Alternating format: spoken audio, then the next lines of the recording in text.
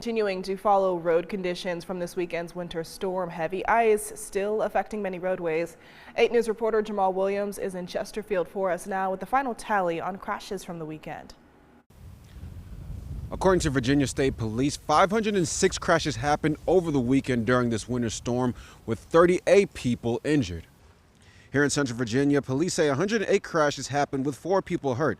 VDOT has done a lot of work over the past 3 days to clear the main roads, but some neighborhoods and back roads still have ice on them.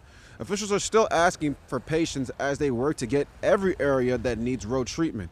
Drivers who decide to get on the road must proceed with caution, drive slow, headlights on, and have an emergency kit handy. And good news from Dominion Energy. They say 85% of people that had their power knocked out from that winter storm over the weekend has now been fully restored. Stick with us on air, online, as we continue to learn more. In Chesterfield, Jamal Williams, 8 News.